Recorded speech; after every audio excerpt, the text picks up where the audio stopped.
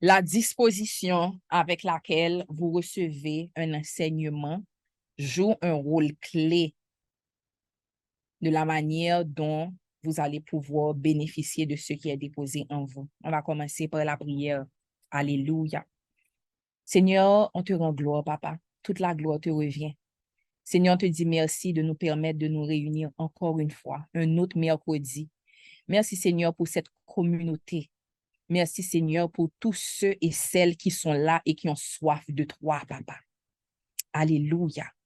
Seigneur, nous te prions que personne ne retourne vide. Parce qu'il y a des gens qui sont montés sur cet appel en se sentant vides. Mais je prie, Papa, qu'à travers l'enseignement, qu'à travers ta parole, qu'à travers cet enseignement, Seigneur, qu'ils ne retourneront pas comme ils sont venus, mais qu'ils seront remplis, Seigneur, remplis de ta parole. Que les graines que tu t'apprêtes à déposer dans le cœur de chaque personne, Seigneur, arrivent à maturité, portent du fruit. Seigneur, ça ne sert à rien qu'ils viennent, qu'ils soient là, qu'ils écoutent, si ce n'est pas pour apporter un changement à leur vie, un changement à leur situation, un changement à leur façon de penser, un changement à leur façon de voir. Donc, Seigneur, nous t'invitons, alléluia, alléluia. Touche les cœurs ce soir, ouvre les yeux ce soir, ouvre leurs oreilles ce soir, alléluia. Que toute la gloire te revienne, hier, aujourd'hui et éternellement. C'est au nom de Jésus que nous prions. Amen. Amen, amen. Est-ce que vous êtes prêts pour la nouvelle série? Notre série du mois d'octobre s'appelle Lukewarm, en français, tiède. Est-ce que vous pouvez lever la main dans le chat si vous avez déjà entendu l'expression chrétien tiède? C'est OK si vous n'avez jamais entendu. Est-ce que vous avez déjà entendu l'expression lukewarm Christian, chrétien tiède? OK, vous avez déjà entendu ça. OK, très bien. Donnez-moi une petite seconde. Medusa, tu peux préparer parce qu'on va faire une petite démonstration pour que vous puissiez voir. Medusa, si tu peux te préparer, dans 30 secondes, tu pourras ouvrir ta caméra.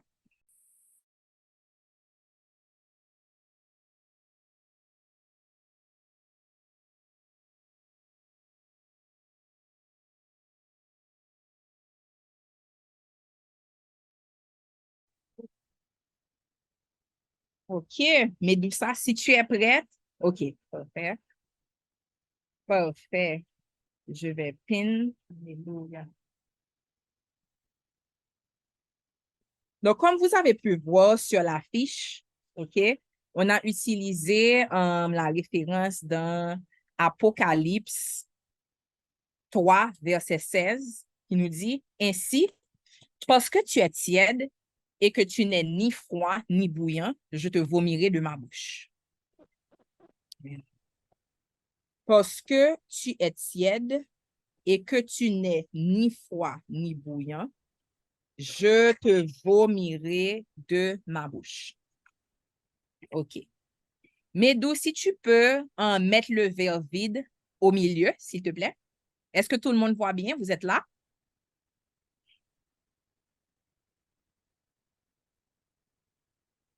Tout le monde voit bien? Tout le monde suit bien? Parfait.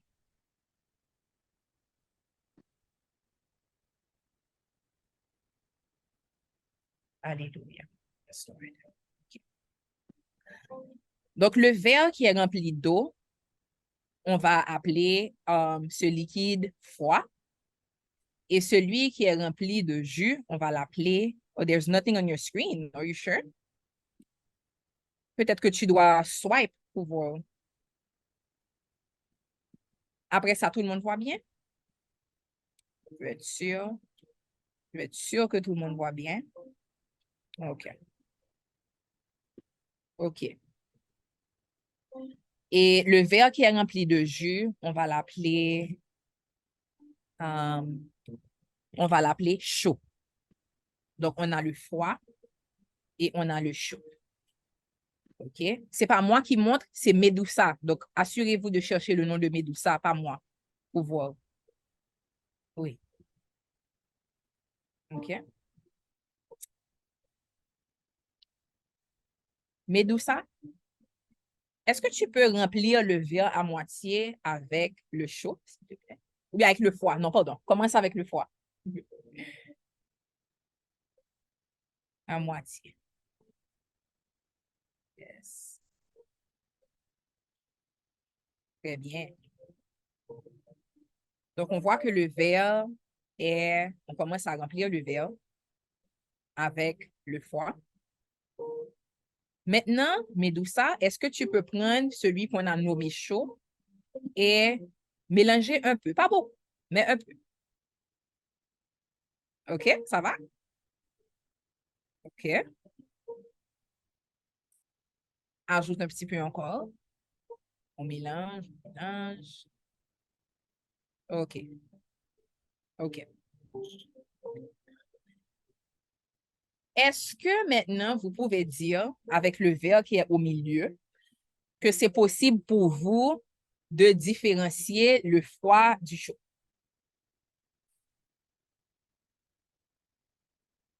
Vous pouvez participer dans le chat. Est-ce que c'est possible de dire, ah, OK, je vois ce qui est froid et je vois ce qui est chaud? Oui, vous pouvez, mais d'où ça avance le verre. Approche le verre de l'écran.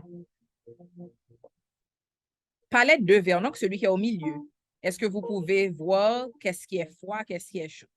Comme quoi c'est est-ce que c'est deux matières complètement séparées où on peut vraiment identifier? Les gens qui ont dit oui, j'aimerais vraiment avoir votre vision pour voir aussi. OK. Est-ce que vous pouvez dire, je vais séparer dans le verre du milieu, mais d'où ça, tu peux les retirer. Tu peux retirer chaud et froid, s'il te plaît. Laissez seulement celui du milieu devant nous. Tu peux les mettre de côté. Merci.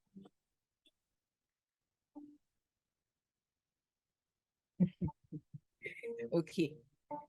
Donc maintenant, avec ce verre, est-ce que nous avons dit que, OK, si vous voulez, moi, je prends en cuillère, et puis je vais séparer complètement le froid pour le remettre dans le verre qui est froid, et je vais prendre le liquide chaud pour le remettre à sa place. Est-ce que c'est possible là maintenant?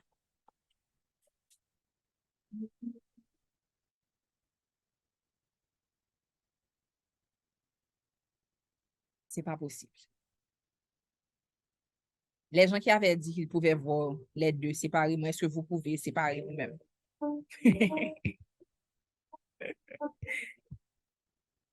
Junelle, difficile mais possible.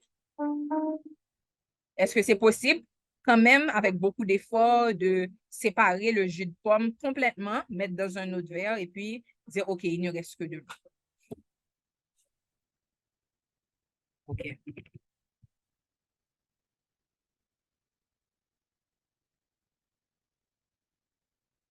OK. Donc, on peut s'entendre que la réponse unanime est que c'est quasiment impossible pendant que c'est à cet état-là comme ça, mélangé, de séparer les deux. OK? Oui, il y a beaucoup de termes, la physique. On retourne à nos livres, physique, chimie. OK. Un chrétien tiède. Un chrétien tiède. Alléluia. Alléluia. Selon la parole de Dieu, le mot, tu peux fermer pendant ta caméra un moment, Médou. Merci beaucoup. Merci. Selon la parole de Dieu, le mot saint, le mot folie veut dire consacré, mis à part. Je vais lire pour vous en français, une définition que j'ai trouvée en français et une en anglais. L'origine du mot saint, issu du latin sanctus, veut dire sacré, inviolable. Puis, en latin chrétien, veut dire saint, pur, saint, pur, consacré à Dieu. Une définition que j'ai trouvée de holy en anglais. Here, the word holy has two meanings: to set aside and to set apart, or to cut out. OK? Pour être saint, et je veux vraiment apporter une précision pour ceux peut-être qui ne savent pas. Il y a peut-être des gens selon le background dans lequel vous avez grandi. Par exemple, moi, quand je grandissais et catholique, quand on disait saint, souvent, on montrait vraiment, c'est comme des images de gens qui sont morts, qui ont vécu une vie pure, mais il n'y avait pas vraiment pour moi, dire que quelqu'un était saint, ça équivalait à dire que cette personne ne péchait pas. Je ne sais pas si c'était la même chose pour vous, mais dans ma tête, c'était ça. Lorsque maintenant j'ai rencontré Christ et que j'ai été vraiment plongée dans l'enseignement, la lecture de la parole et tout, j'ai compris que un saint est le saint, c'est celui qui a accepté Christ dans sa vie et qui reconnaît le sacrifice que Christ a accompli pour lui à la croix.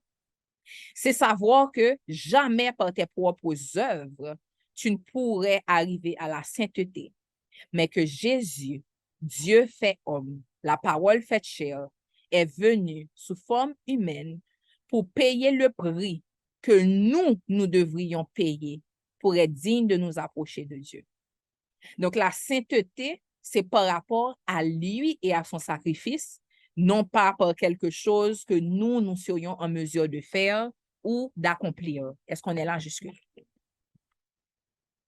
Cependant, lorsque maintenant nous rentrons dans la famille de Dieu, la parole de Dieu nous dit, soyez saints comme votre Père est saint.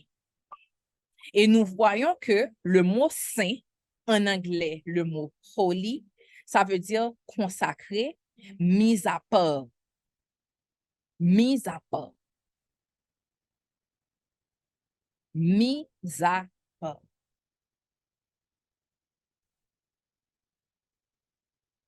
Lorsque nous sommes saints, lorsque nous sommes chrétiens,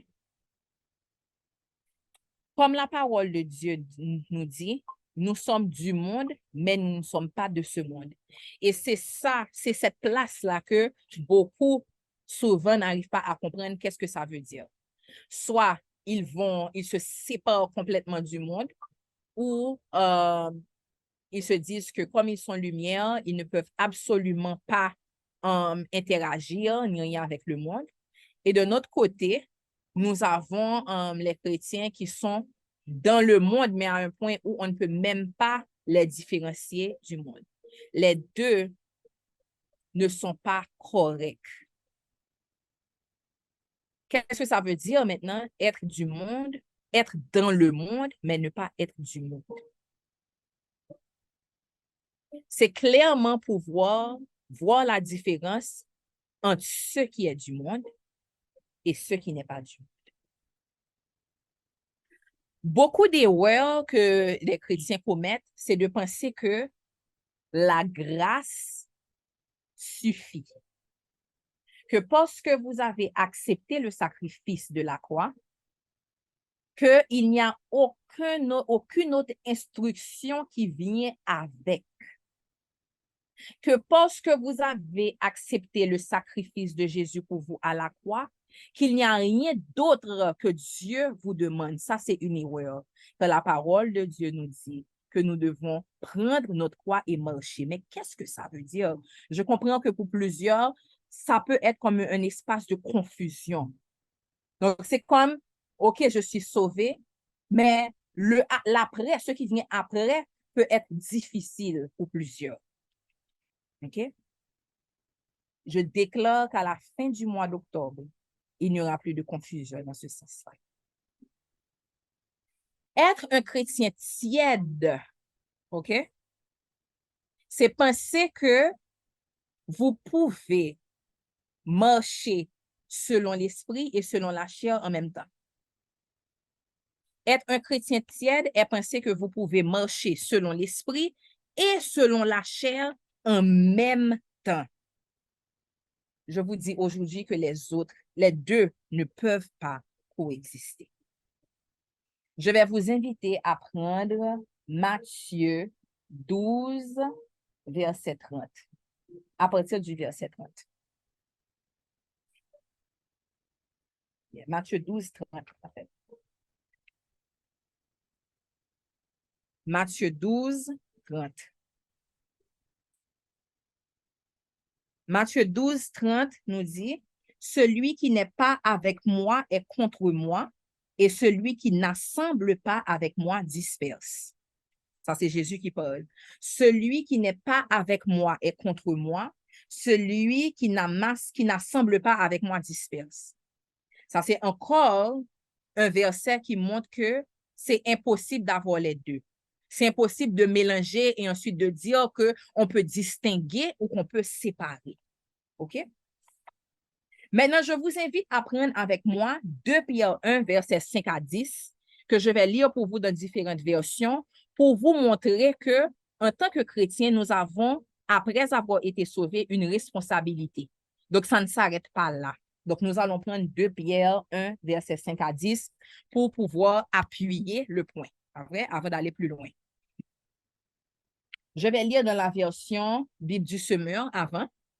Pour cette raison même, faites tous vos efforts pour ajouter à votre foi, soulignez ça, ajouter à votre foi la vertu. À la vertu, la connaissance. À la connaissance, la maîtrise de soi. À la maîtrise de soi, l'endurance dans les épreuves. À l'endurance, la piété. À la piété, l'affection fraternelle. Et à l'affection fraternelle, l'amour. Car si vous possédez ces qualités, et si elles grandissent sans cesse en vous, elles vous rendront actifs et vous permettront de connaître toujours mieux notre Seigneur Jésus-Christ. Là déjà, arrivé là, on voit déjà qu'on est appelé à être actif et à grandir dans la connaissance de Jésus-Christ. Pas vrai? On continue. Car celui à qui elles font défaut est comme un aveugle. Il ne voit pas clair. Il a oublié qu'il a été purifié de ses péchés d'autrefois. C'est pourquoi, frères et sœurs, puisque Dieu vous a appelés et choisis, faites d'autant plus d'efforts pour confirmer cet appel et ce choix. Car si vous agissez ainsi, vous ne tomberez jamais. Je vais lire dans la version Bible français courant. Ensuite, je vais lire dans Easy Version pour faire une version en anglais. Je vais lire dans Bible français courant. Je suis en train de chercher. Allez.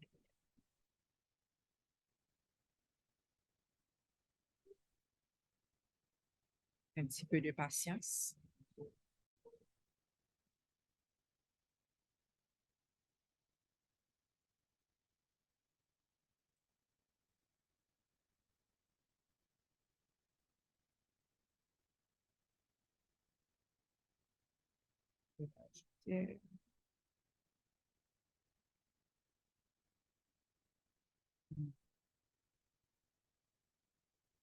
On est là, pas vrai? Vous êtes là, je ne vous perds pas, je ne veux pas vous perdre.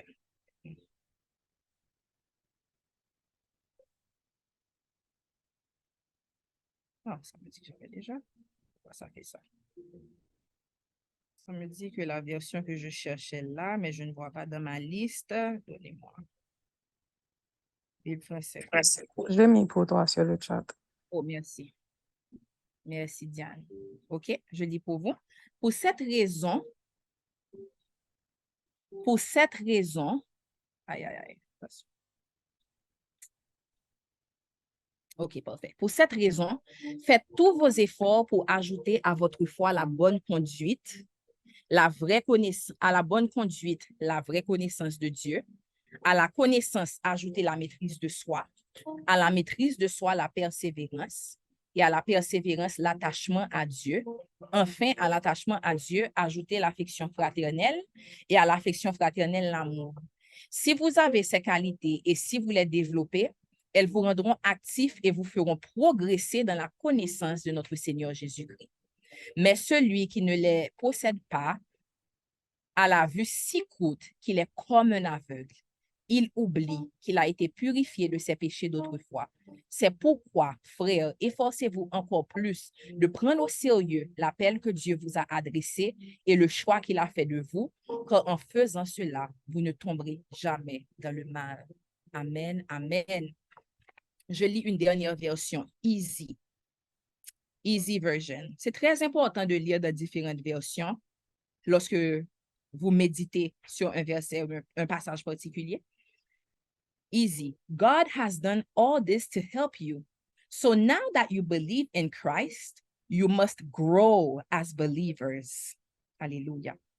Try very much to do always what is good. Then you should grow to know God more and more. Then you should learn to control yourselves properly. That is not all. You should also learn to be patient and brave, and you should live in a way that pleases God.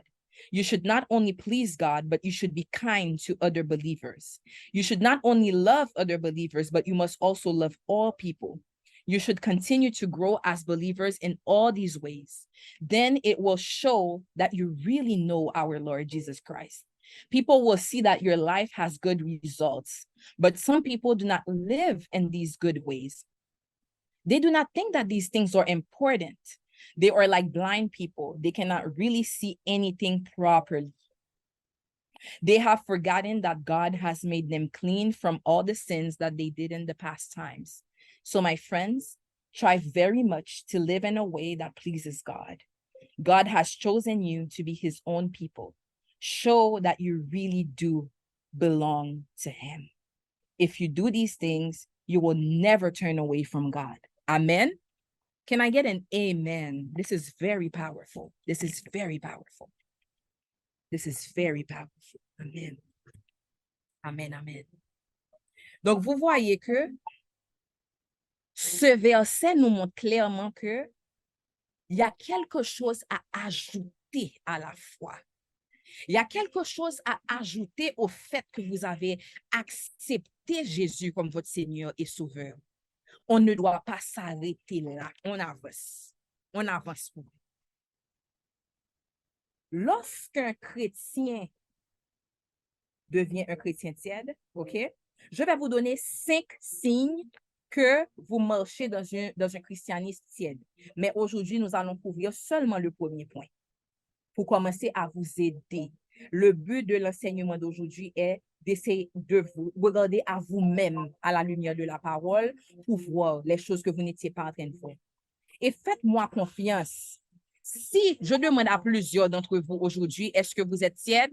En pile, nous a dit nous non. Mais lorsque vous êtes tiède, vous ne savez pas que vous êtes tiède. C'est pour ça que la parole qu'on vient de lire nous dit que il a la vue si courte qu'il est comme aveugle et il oublie.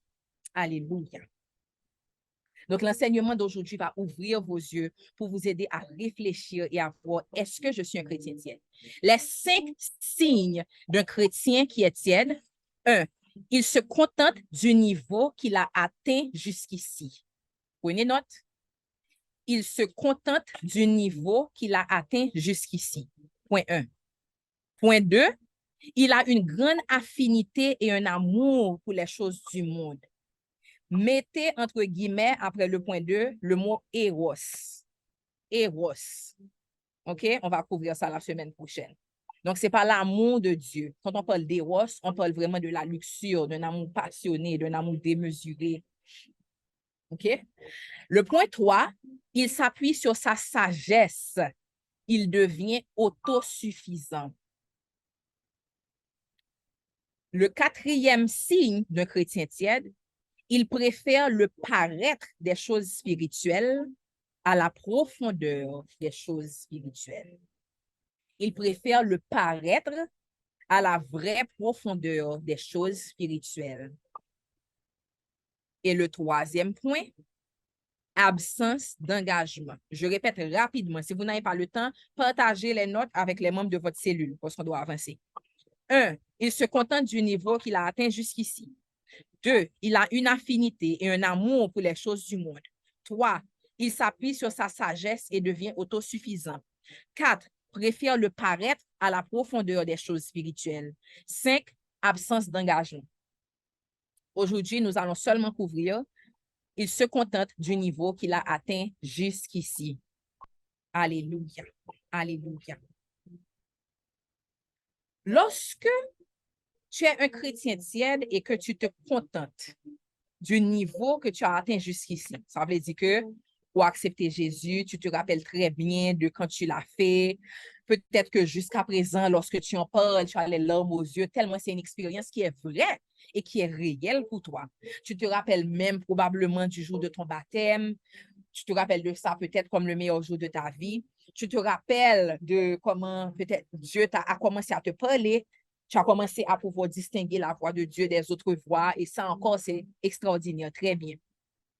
Donc, tu es peut-être un chrétien qui, maintenant, tu arrives à lire la Bible et à comprendre. Tu n'es plus de ceux qui disent, oh, je ne comprends rien à la Bible, etc.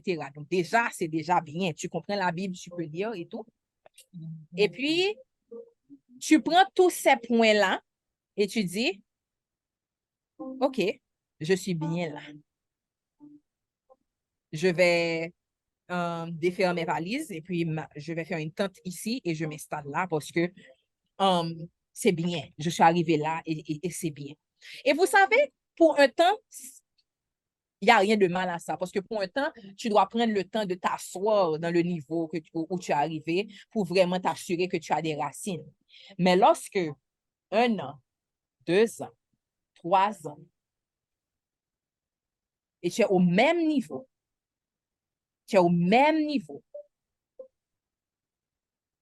on ne peut pas venir pour vérifier s'il y a de nouveaux fruits, qu'est-ce qu'il y a de nouveau comme apprentissage, qu'est-ce qu'il y a de nouveau comme changement de caractère. Là, il y a un problème. On va voir maintenant, on va décortiquer pour voir qu'est-ce qui peut montrer que nous sommes devenus satisfaits du niveau que nous avons atteint. Je vais vous amener à Deutéronome 8, versets 10 à 20. Le sous-point qu'on est en train de couvrir maintenant, c'est que tu oublies le prix qui a été payé pour toi. Prenez note de ça comme sous-point numéro 1. Tu oublies le prix qui a été payé pour toi. Et on va voir. On va voir qu'est-ce que la parole de Dieu nous dit à propos de ça. Deutéronome 8, versets 10 à 20. Je vais lire dans la version NIV en anglais et puis ensuite dans Louis II. Après ça, pour le reste de l'enseignement, la plupart, ce sont jusqu'à Louis II. OK? Vous êtes encouragés vous-même à aller dans différentes versions que vous préférez pour lire les versets. Deutéronome 8, versets 10 à 20. Écoutez bien, version NIV. When you have eaten and are satisfied, praise the Lord your God for the good land he has given you. Be careful that you do not forget the Lord your God, failing to observe his commands, his laws, and his decrees that I am giving you this day.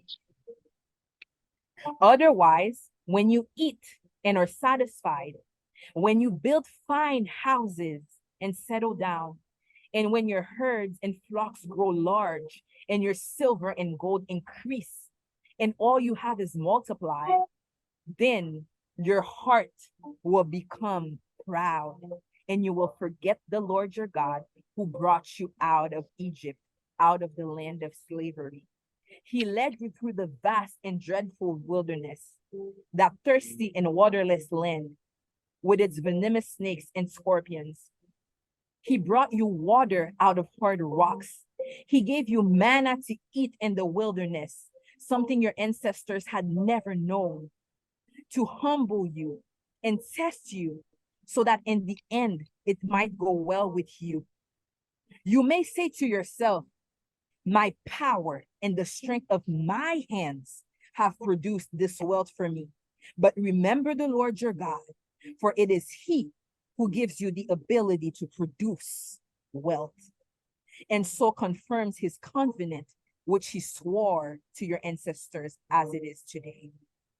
If you ever forget the Lord your God and follow other gods and worship and bow down to them, I testify against you today that you will surely be destroyed. Like the nations the Lord destroyed before you, so you will be destroyed for not obeying the Lord your God. Alléluia. Amen. Je vais lire pour vous dans la version Louis II. Deutéronome 8, versets 10 à 20. Alléluia. Écoutez bien. Alléluia. Deutéronome 8, 10 à 20. Dieu est bon. Lorsque tu mangeras et te rassasieras, tu béniras l'Éternel, ton Dieu, pour le bon pays qu'il t'a donné. Garde-toi d'oublier l'Éternel, ton Dieu, au point de ne pas observer ses commandements, ses ordonnances et ses lois que je prescris aujourd'hui.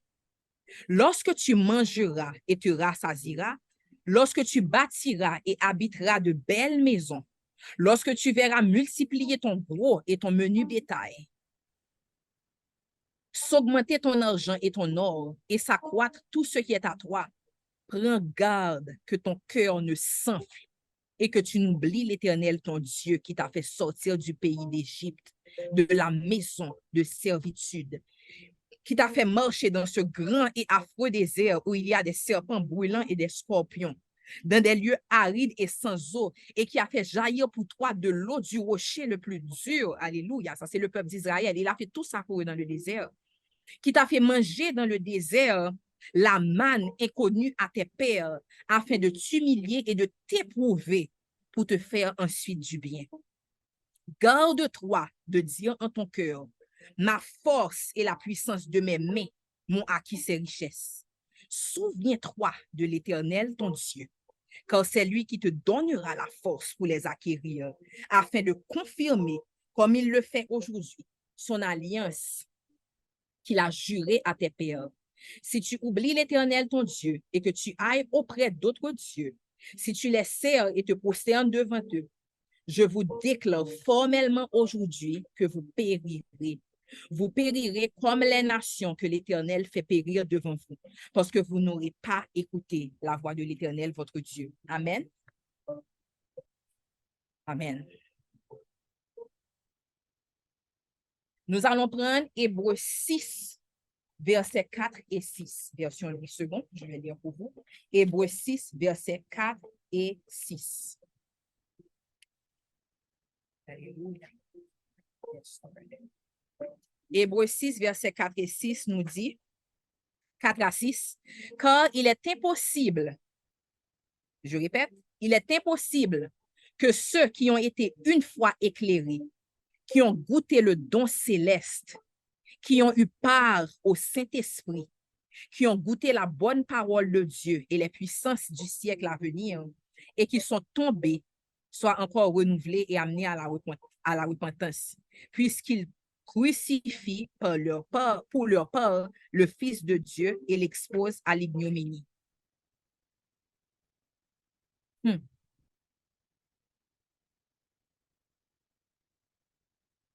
Alléluia. Je vais continuer. Le verset 7 nous dit, lorsqu'une terre est abreuvée par la pluie qui tombe souvent sur elle et qu'elle produit une herbe utile à ceux pour qui elle est cultivée, elle participe à la bénédiction de Dieu. Mais si elle produit des épines et des chardons, elle est réprouvée et près d'être maudite et on finit par y mettre le feu. Est-ce que vous suivez jusque-là? La terre qui est abreuvée par une pluie, c'est vous. OK? Donc, le sous-point 1 est pour vous montrer que vous, en tant qu'humains, nous, en tant qu'humains, on a la capacité d'oublier. Si nous pas en mesure pour nous oublier bénédiction bon Dieu, si nous pas capable oublier qui j'en li sauver nous, qui j'en li restaurer nous, qui j'en li prend nous, le nous t'es perdu, complètement perdu, la Bible ne nous dirait pas. La Bible ne nous rappellerait pas encore et encore et encore de ne pas oublier l'Éternel notre Dieu. C'est parce que il connaît que dans la chair nous, dans la pensée humaine nous plus que capables pour nous oublier. Et c'est pour ça que, frères et sœurs, je vous dis, lorsqu'on parle de réveil, je sais que vous êtes excités pour le mois de décembre et que vous avez hâte. Il ne suffit pas d'allumer le feu du réveil. Notre caractère chrétien est ce qui va maintenir le réveil. N'importe qui peut faire un mouvement et on n'a pas besoin d'être chrétien pour créer un hype. Vous allez à un concert, l'artiste qui performe est capable de vous faire sentir que c'est le meilleur moment de votre vie. How is it sustained? Votre rencontre avec Dieu, lorsque vous avez accepté Jésus, lorsqu'il vous a sauvé, lorsqu'il vous a justifié, lorsqu'il vous a mis à part, comment avez-vous maintenu ce feu? Ça, c'est la question. Et vous oubliez ce que vous avez vécu. Vous oubliez l'expérience que vous avez vécue avec lui.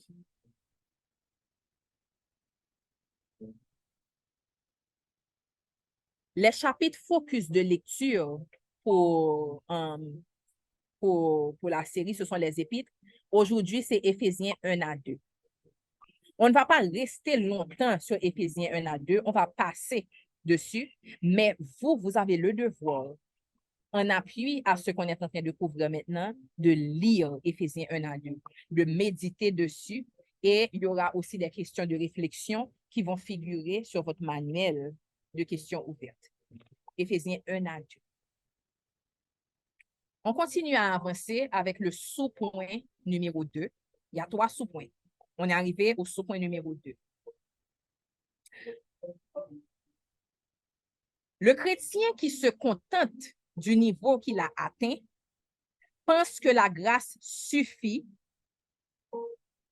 et se détache de sa responsabilité de grandir. Le chrétien qui se contente du niveau qu'il a atteint pense que la grâce suffit et se détache de la responsabilité de grandir. Est-ce que vous savez d'où ça vient, se détacher de sa responsabilité de grandir et de travailler? Vous savez de quel péché ça vient? Vous pouvez dans le chat deviner, mettre ce que vous pensez. De quel péché? Quel péché vous fait dire que... De quel péché? La paresse. Mais un des grands péchés également, c'est l'orgueil. Voilà, merci. Tout ce qui me dit, c'est l'orgueil. C'est l'orgueil. C'est l'orgueil de notre chair qui nous fait dire, je suis bien là où je suis arrivé. Peu importe si la voix du Saint-Esprit vous demande de passer à un autre niveau. Peu importe si la voix du Saint-Esprit vous montre que votre chair n'a pas réellement été crucifiée. Peu importe si Dieu est en train de vous montrer à travers des hommes, des femmes de Dieu, à travers la parole, à travers des enseignements, que le niveau que vous avez atteint, que pour le niveau que vous avez atteint, il y a encore beaucoup plus. Le fait que vous pensez que vous pouvez décider et estimer de par vous-même que côté nous river à c'est ça, ça vient de l'orgueil. Mais je suis bien comme ça. Mais est-ce que vraiment Dieu demande tout ça? Oh, et puis vous commencez à... Alors, je ne vais pas aller trop vite parce qu'on va couvrir ça dans le point. Je vais vous montrer 3 versets qui confirment. Et s'il vous plaît, prenez note de ces versets et méditez sur eux. Parce que l'enseignement que je donne n'est pas basé sur ce que je pense qui est bien, mais qui est à la lumière de la parole de Dieu. Je vais vous donner 3 versets. Vous allez prendre premièrement Colossiens 1, versets 9 et 10. Colossiens 1, versets 9 et 10. Je vais lire pour vous. Colossiens 1, versets 9 et 10. Il nous dit, c'est pour cela que nous aussi, depuis le jour où nous en avons été informés, nous ne cessons de prier Dieu pour vous et de demander que vous soyez remplis de la connaissance de sa volonté en toute sagesse et intelligence spirituelle pour marcher d'une manière digne du Seigneur et lui être entièrement agréable, portant des fruits en toutes sortes de bonnes œuvres et croissant par la connaissance de Dieu. Luc 14, verset 11. Luc 14, verset 11. Dans Luc 14, verset 11, la parole de Dieu nous dit, car quiconque s'élève sera abaissé et quiconque s'abaisse sera élevé. Je vous invite à prendre maintenant 1 Samuel 2, verset 3. Vous avez prévenu beaucoup de versets. Prenez note. 1 Samuel 2, verset 3. 1 Samuel 2, verset 3 nous dit, ne parlez plus avec tant de hauteur, donc hauteur, orgueil, que l'arrogance ne sort plus de votre bouche, car l'Éternel est un Dieu qui sait tout, et par lui sont pesées toutes les actions. Attention, attention. Ne parlez plus avec autant de hauteur et que l'arrogance ne sorte plus de votre bouche, car l'Éternel est un Dieu qui sait tout et par lui sont pesées toutes les actions. Alléluia.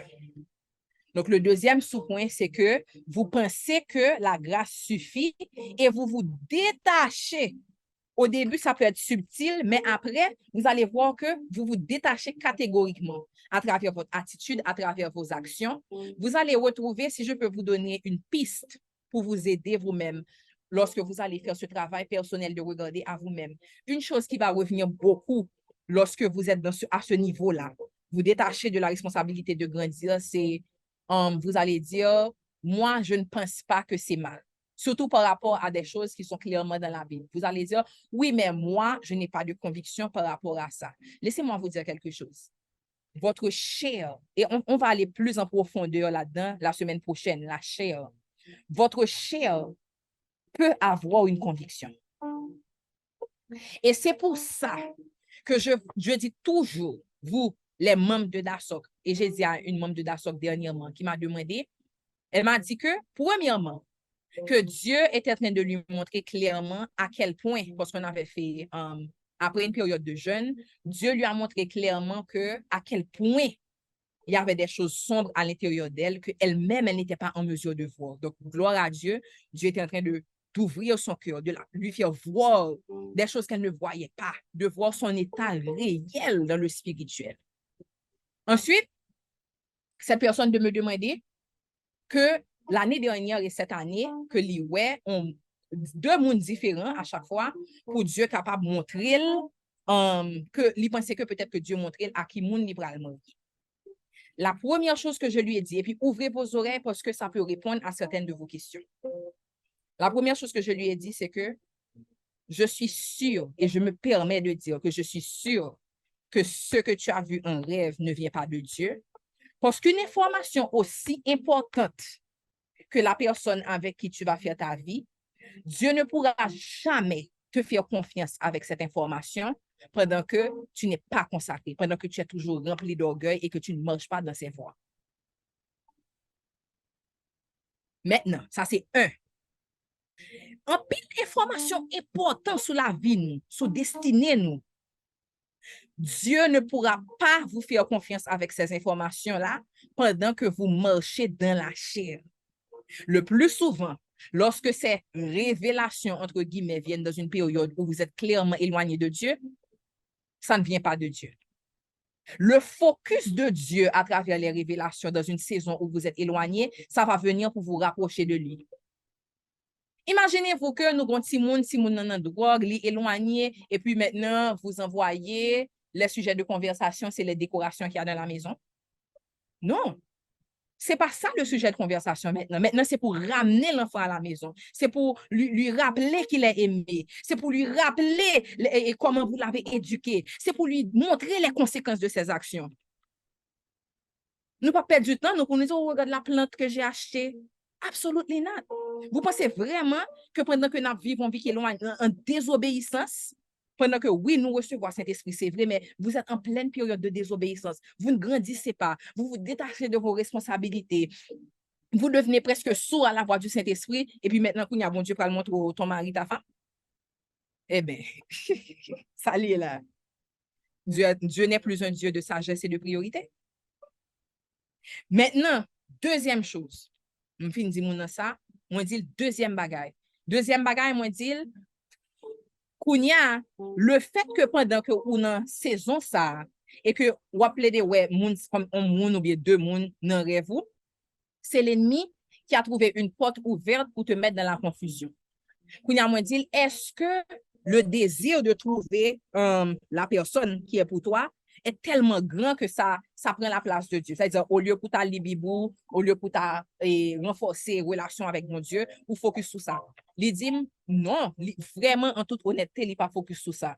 Puis il me dit, qu'est-ce que tu regardes? C'est quoi les shows que tu regardes? C'est quoi les chansons que tu écoutes? Qui plante cet idéalisme de romantisme en toi sans qu'on pas même réaliser. Monique dit ça, il dit, ah, je comprends maintenant. C'est vraiment important. C'est vraiment important que vous soyez un gatekeeper, un watchman par rapport à ce qui est planté à l'intérieur de vous.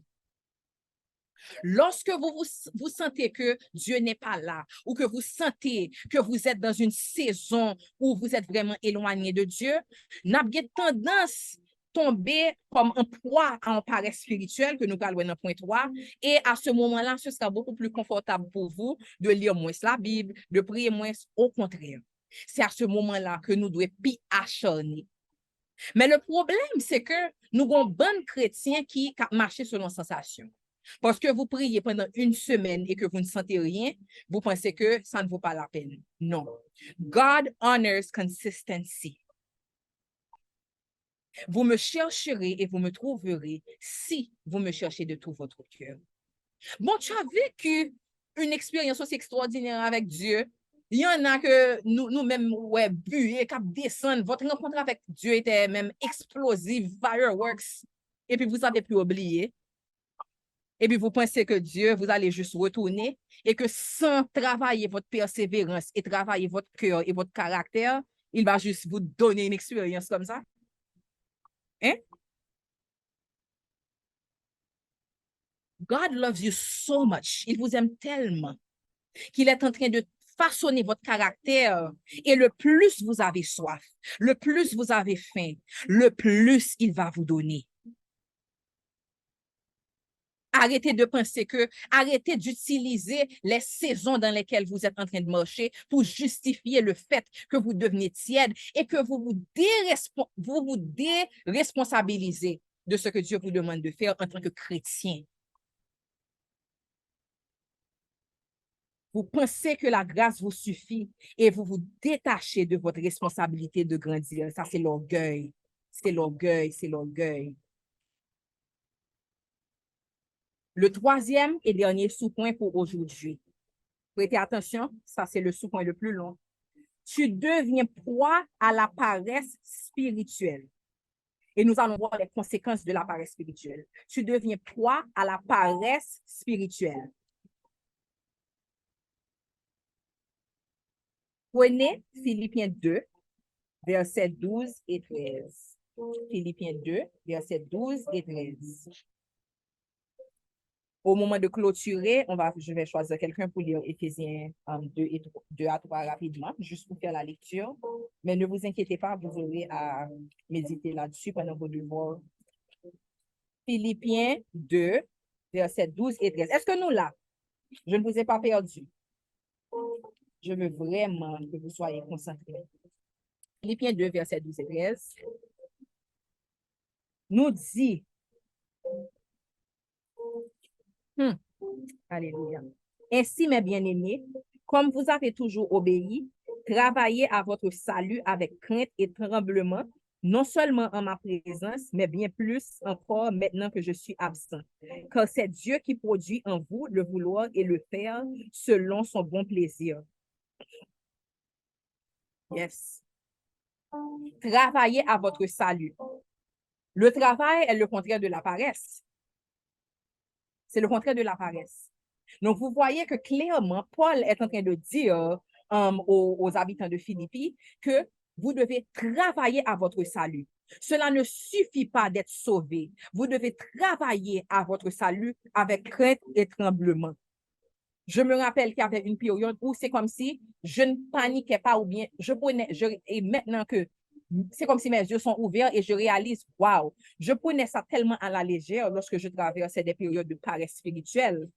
Je disais que, c'est normal parce qu'on ne peut pas être en feu tout le temps, donc il y aura des périodes, mais je vous dis ça, et lorsque quelqu'un vous enseigne, surtout lorsque vous êtes sous cette couverture-là, donc je sais qu'il y a des gens qui visitent, mais si vous êtes vraiment sous cette couverture-là, tout ce que je vous enseigne en partageant mon expérience, vous n'avez pas besoin de faire la même erreur que moi.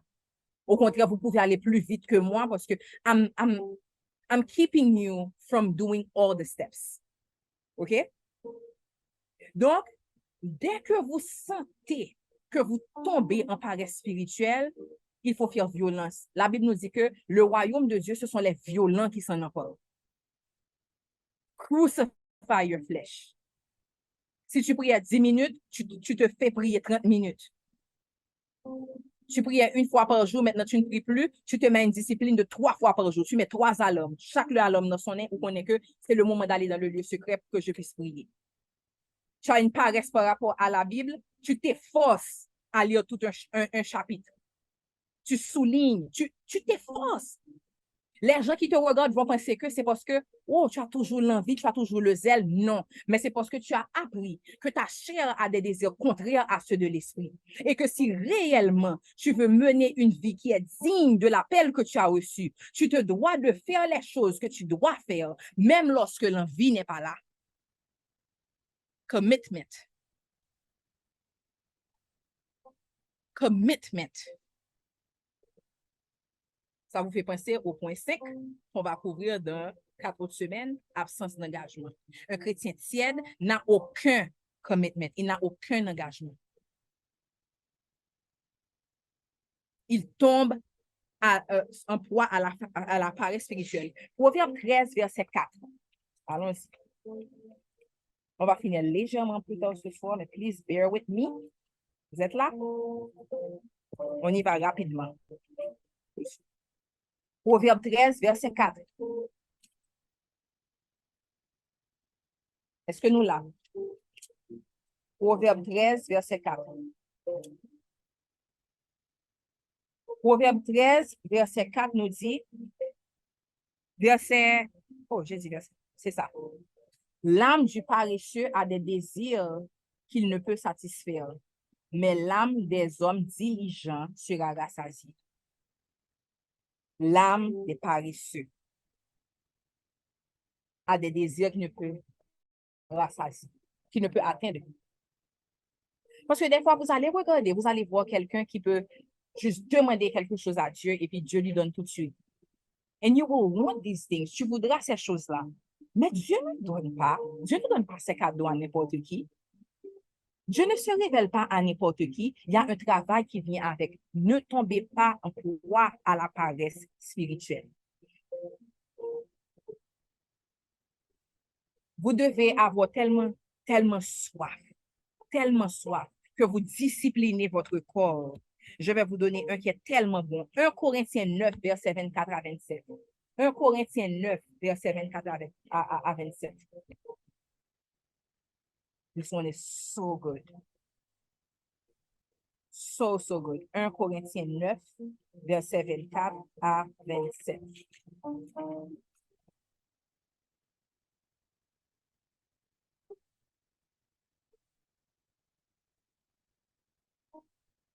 Si quelqu'un a mis dans le chat.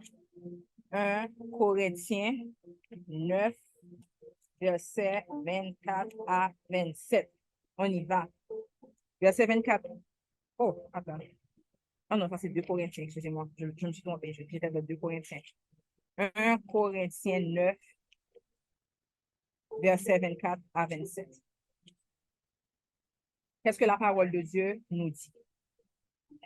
Ne savez-vous pas que ceux qui courent dans le stade courent tous, mais qu'un seul remporte le prix? Courez de manière à le remporter. Tous ceux qui combattent s'imposent toute espèce d'abstinence et ils le font pour obtenir une couronne corruptible. Mais nous, faisons-le pour une couronne incorruptible. Moi donc, je cours non pas comme à l'aventure. Je frappe non pas comme battant de l'air, mais je traite durement mon corps et je le tiens assujetti, de peur d'être moi-même rejeté après avoir prêché aux autres. Hier, j'étais en train de parler de ça, pendant que je lisais ce verset, j'ai dit, ça ne sont pas qui Dieu. Le regarder à la fin, tu prends toute ta gloire par rapport à toutes les âmes qui sont venues à Christ à travers ton ministère, à travers tes messages, et puis à la fin, ils même sauvé, puis vous même rejeté. Va prier.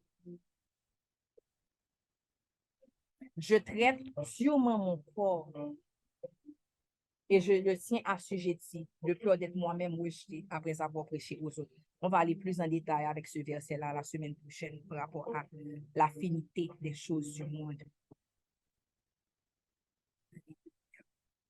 Alléluia, alléluia. J'aimerais que quelqu'un lise pour moi, on a plus rapidement. Psaume 119.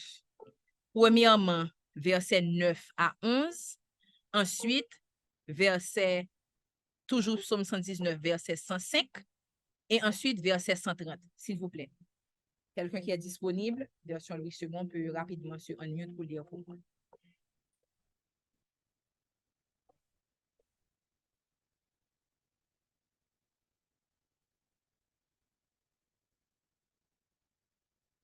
Je vous montre ça pour montrer que la paresse spirituelle mène à l'indifférence par rapport à la lecture de la parole. Et nous allons voir différents versets qui nous montrent le danger lorsque vous devenez paresseux par rapport à la parole. Psaume 119, s'il vous plaît, verset 9 à 11, ensuite verset 105 et verset 130. Allons-y. Comment le jeune homme rend-il pur son sentier? En se dirigeant d'après ta parole, je te cherche de tout mon cœur. Ne me laisse pas égarer loin de tes commandements. Je serre ta parole dans mon cœur afin de ne pas pécher contre toi. Tu peux continuer. Verset 105 et verset 130, s'il te plaît. Ta parole est une lampe à mes pieds et une lumière sur mon sentier. Je jure et je le tiendrai. 105 et 130. Oui. Okay. La révélation de tes paroles est claire. Elle donne de l'intelligence aux simples. Amen, amen. Si quelqu'un peut prendre Hébreu, une personne prenez Hébreu 4, verset 12, et une autre personne 2 Timothée 3, 16 et 17. Hébreu 4, verset 12. Ensuite, 2 Timothée 3, 16 et 17. Amen. Tout ça, ça va vous montrer les conséquences de tomber en paresse spirituelle par rapport à la parole. Hébreu 4, 12, par la parole de Dieu est vivante et active. Si nous joignons, nous allons lire. Car la parole de Dieu est vivante et active, est vivante et efficace, plus tranchante qu'une épée quelconque à 2 tranchants, pénétrant jusqu'à partager âme et esprit, jointure et moelle. Elle juge les sentiments et les pensées du cœur. Alléluia. Même j'en noté, ouais, le dlo avec juin, début qui est avec yeux humains, nous pas qu'à séparer tous les deux. Donc, parole, bon Dieu, son bagage qui vient parce que lorsque nous marchons selon la chair, c'est tellement de bagages qui mélangent dans cœur nous, que nous-mêmes avec intelligence par nous, nous pas en mesure pour nous discerner qui ça qui de Dieu, qui ça qui pas de Dieu. Parce que vous êtes comme aveugle, votre vision est embrouillée.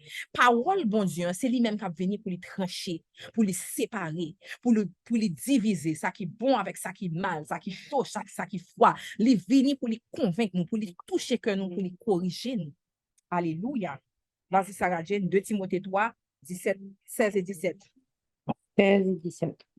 Toute écriture est inspirée de Dieu et utile pour enseigner, pour convaincre, pour corriger, pour instruire de la justice, afin que l'homme de Dieu soit accompli et propre à toute bonne œuvre.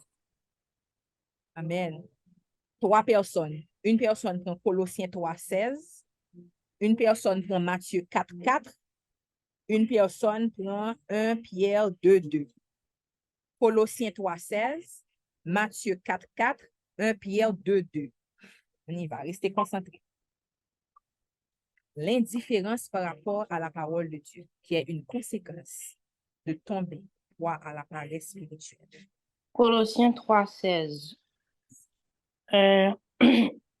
Que la parole de Christ habite parmi vous abondamment. Instruisez-vous et exhortez-vous les uns les autres en toute sagesse par des psaumes, par des hymnes, par des cantiques spirituels, chantant à Dieu dans vos cœurs sous l'inspiration de la grâce. Amen. Next, Matthieu 4, 4. Jésus Matthieu. répondit, il est écrit, l'homme ne vivra pas de pain seulement, mais de toute parole qui sort de la bouche de Dieu. Amen. Amen. Amen. 1 Pierre 2, 2.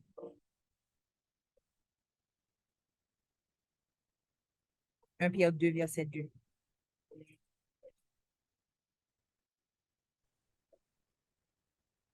Désirez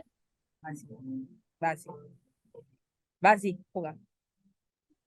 Désirez comme des enfants nouveau-nés le lait spirituel et pur, afin que par lui vous croissiez pour le salut. Amen. Donc, cette parole-là est celle qui va vous nourrir et vous devez avoir faim de ça. Vous devez prendre conscience que sans elle, sans la parole, vous ne pourrez pas grandir. Je vais lire pour vous 2 Timothée 2, verset 15, ok, qui montre encore que nous ne devons pas tomber en proie à la paresse spirituelle, mais vraiment que nous sommes appelés à travailler notre salut. 2 Timothée 2, verset 15, qui nous dit: efforce-toi de te présenter devant Dieu comme un homme éprouvé, un ouvrier qui n'a point à rougir et qui dispense droitement de la parole de vérité. Amen. Si je continue, évite les discours vains et profanes, car ceux qui les tiennent avanceront toujours plus dans l'impiété et leur parole rongera comme la gangrène. Et puis, je dis à Jean-Luc quand il disait, de ce nombre sont Hyménée et Philette. J'ai dit, waouh, quelle honte d'avoir. T'imagines, ton livre, ton nom est là. Comme tu étais avec Paul, tu étais un enfant spirituel de Paul, tu t'es détourné. Et puis, pour toujours dans la Bible, ton nom est là, comme quelqu'un qui s'est détourné, qui se sont détournés de la volonté, de la vérité, disant que la résurrection est déjà arrivée et qui renverse la foi de quelques-uns. Néanmoins, le solide fondement de Dieu reste debout avec ses paroles qui lui servent de sceau. Le Seigneur connaît ceux qui lui appartiennent. Et quiconque prononce le nom du Seigneur, qu'il l'éloigne de l'iniquité. Amen, amen, amen, amen, amen. Amen, amen. Yes, Lord. Yes, Lord. La deuxième chose qui arrive lorsque vous tombez sous le joug de la paresse spirituelle, c'est que vous allez rechercher du réconfort chez des chrétiens tièdes. Vous allez être attiré par ce qui excuse votre comportement, ce qui justifie votre comportement. Vous n'aurez pas envie de vous mettre près de ceux qui sont vraiment radicaux et qui marchent dans la foi. Je vais vous inviter à prendre 2 versets pour ça. Vous allez prendre 2 Timothée 4, versets 3 et 5. 2 Timothée 4, versets 3 et 5. 3 à 5, pardon, je vais lire. Car, écoutez bien, car il viendra un temps où les hommes ne supporteront pas la saine doctrine, mais ayant la démangeaison d'entendre des choses agréables, ils se donneront une foule de docteurs selon leurs propres désirs. Ils détourneront l'oreille de la vérité et se tourneront vers les fables. Mais toi, sois sobre en toutes choses, supporte les souffrances, fais l'œuvre d'un évangéliste, remplis bien ton ministère. Lorsque tu emploies à la croissance spirituelle, tu vas voir que tu vas vouloir être vers ceux qui se permettent certaines choses. Donc, parce que ça satisfait toi-même tes propres désirs. Ça t'arrange, ça te laisse dans ta zone de confort. C'est dans 2 Timothée 4, verset 3 à 5. Alléluia. Nous allons prendre un dernier verset pour voir comment vous allez chercher du réconfort chez des chrétiens tièdes, chez des docteurs tièdes, des enseignants tièdes. 2 Corinthiens 6, 14 à 18. Allez, on a presque fini. Poussez. On y va. 2 Corinthiens 6, 14 à 18. Si quelqu'un peut lire pour moi. 2 Corinthiens 6, 14 à 18.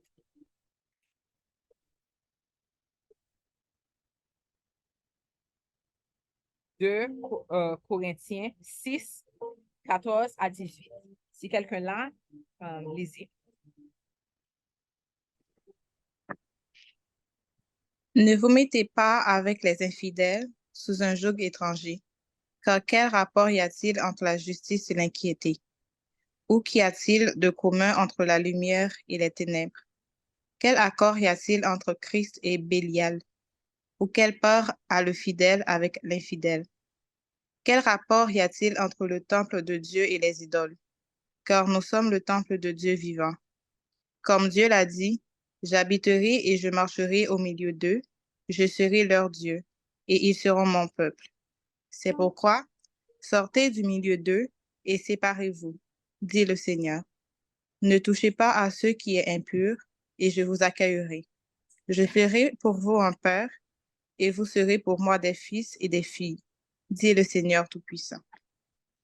Amen, amen, amen, amen, amen, amen. Et le troisième risque lorsque vous tombez dans la paresse spirituelle, le dernier, c'est vous recommencez à avoir une attirance pour les anciens péchés et les choses du monde. Et nous allons voir ça beaucoup plus en profondeur mercredi prochain. Je vais lire en appui à ça Colossiens 3, versets 8 et 10, qui nous dit: mais maintenant, renoncez à toutes ces choses, à la colère, à l'animosité, à la méchanceté, à la calomnie, aux paroles déshonnêtes qui pourraient sortir de votre bouche. Ne mentez pas les uns aux autres, vous étant dépouillés du vieil homme et de ses œuvres, et ayant revêtu l'homme nouveau qui se renouvelle dans la connaissance selon l'image de celui qui l'a créé. Amen. Amen, amen, amen. Ça, c'est Colossiens 3, versets 8 à 10. Maintenant, j'ai besoin d'un volontaire rapidement qui peut lire pour nous Philippiens 1. Peut-être on ne va pas lire jusqu'à 3, mais on va lire 1 et 2. Au moins pour commencer à introduire ça pour votre devoir. Qui est-ce qui peut lire?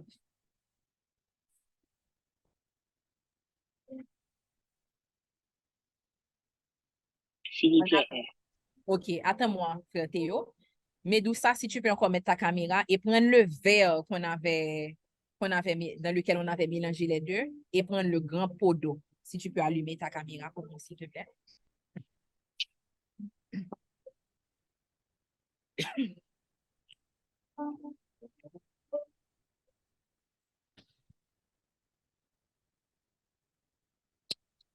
Éphésiens 1 et 2.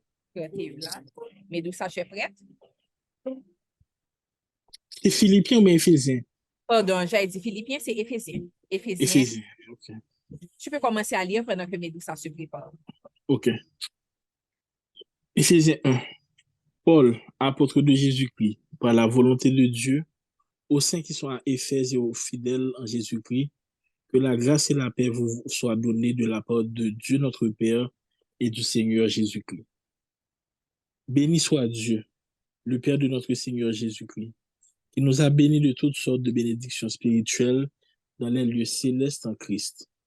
En lui, Dieu nous a élus avant la fondation du monde, que nous soyons saints et irrépréhensibles devant lui. Nous ayant prédestinés dans son amour à être ses enfants d'adoption par Jésus-Christ, selon le bon plaisir de sa volonté, à la louange de la gloire de sa grâce qu'il nous a accordée en son bien-aimé.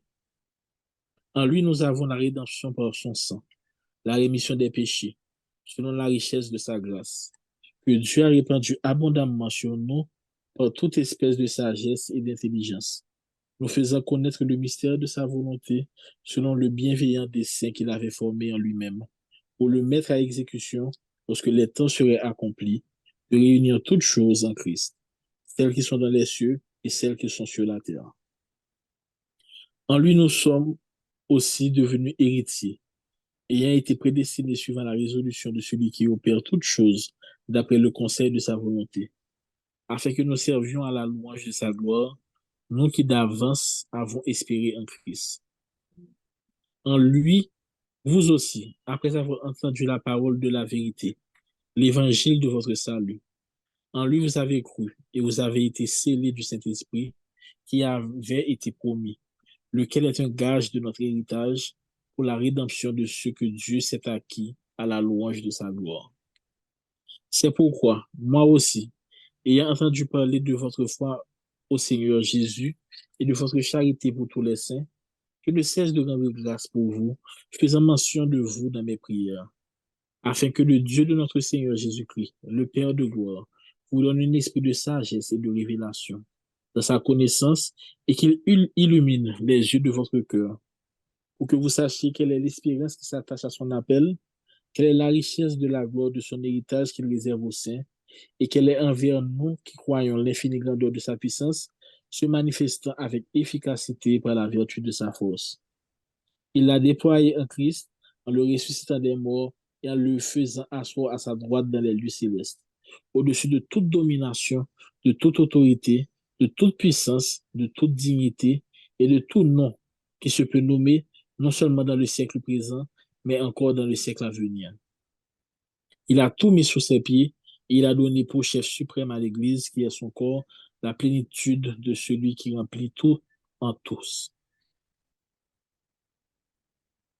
Vous- Amen. Tu peux lire le verset chapitre 2 jusqu'au verset 10. Ensuite, le Ok, reste sont au petit groupe de les faire ensemble pour finir. ok. Vous étiez morts par vos offenses et par vos péchés, dans lesquels vous marchiez autrefois, selon le train de ce monde, selon le prince de la puissance de l'air, de l'esprit qui agit maintenant dans les fils de la rébellion. Nous tous aussi, nous étions de leur nombre, et nous vivions autrefois selon les convoitises de notre chair, accomplissant les volontés de la chair et de nos pensées, et nous étions par nature des enfants de colère comme les autres. Mais Dieu, qui est riche en miséricorde, à cause du grand amour dont il nous a aimés, nous qui étions morts par nos offenses, nous a rendus à la vie avec Christ. C'est par grâce que vous êtes sauvés. Il nous a ressuscités ensemble et nous a fait asseoir ensemble dans les lieux célestes en Jésus-Christ, afin de montrer dans les siècles à venir l'infinie richesse de sa grâce par sa bonté envers nous en Jésus-Christ. Car c'est par la grâce que vous êtes sauvés, par le moyen de la foi. Et cela ne vient pas de vous, c'est le don de Dieu. Ce n'est point par les œuvres, afin que personne ne se glorifie. Quand nous sommes son ouvrage, ayant été créés en Jésus-Christ pour de bonnes œuvres, que Dieu a préparées d'avance afin que nous les pratiquions. Alléluia, Amen. alléluia, alléluia. Responsable de cellule, ça va être extraordinaire, ça va être vraiment bien. Je pense que les échanges qui vont se faire à partir de là, le document avec les questions ouvertes vous seront envoyés sur le groupe principal WhatsApp, et puis vous allez le faire avec les membres de vos cellules. Ceux qui n'ont pas encore de cellules, pour le moment, vous pouvez les faire seuls, c'est pas la même chose. Ou bien si vous avez un ami, une amie chrétienne, vous pouvez les faire avec eux au téléphone. C'est toujours mieux de faire avec quelqu'un d'autre et écouter leur perspective. Médoussa, tu es prête?